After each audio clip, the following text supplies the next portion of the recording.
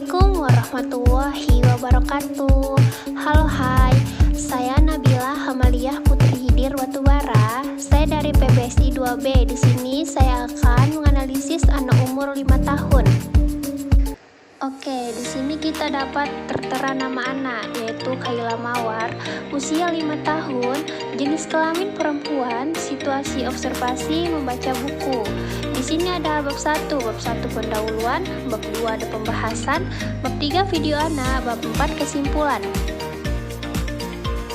Oke, kita masuk ke bab 1 pendahuluan.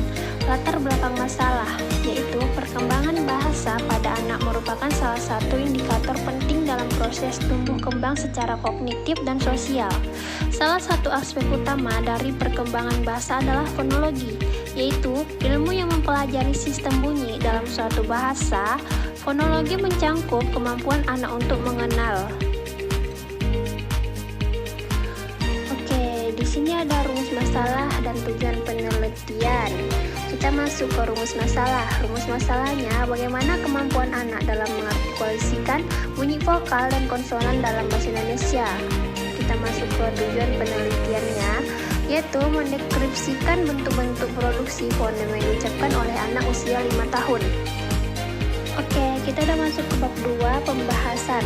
Pembahasan produksi fonem, yaitu anak mampu menghasilkan beberapa fonem dengan cukup jelas, terutama pada bunyi-bunyi vokal seperti A, I, U, E, dan O. Namun, dalam pengucapan beberapa konsonan seperti R, S, dan L ditemukan ketidaktepatan artikulasi.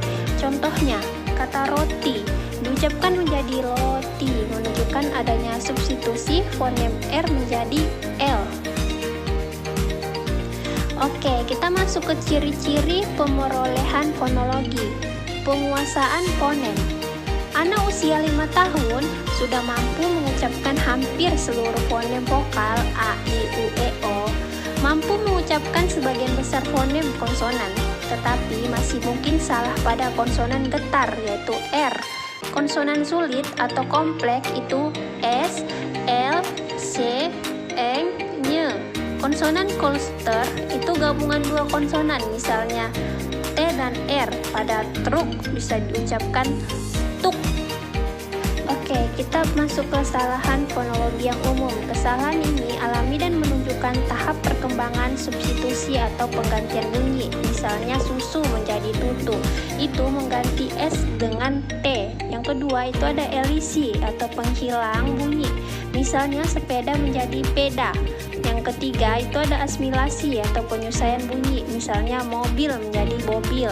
Yang keempat ada distorsi atau pelafalan bunyi tidak sempurna seperti pelafalan S menjadi desisan.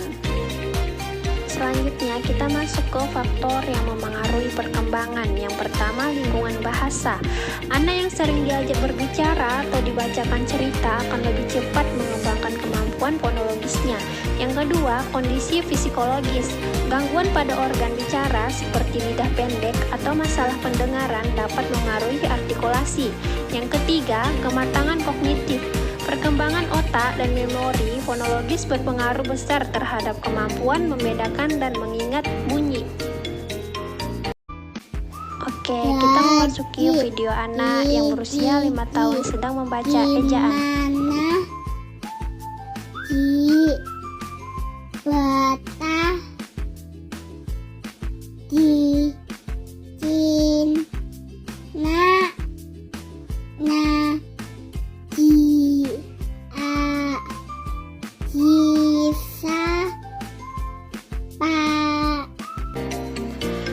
Kita memasuki bab 4, yaitu kesimpulan. Kesimpulannya, analisis fonologis anak usia 5 tahun dalam konteks fonologi bahasa Indonesia bertujuan untuk memahami perkembangan kemampuan berbicara anak, khususnya dari aspek bunyi.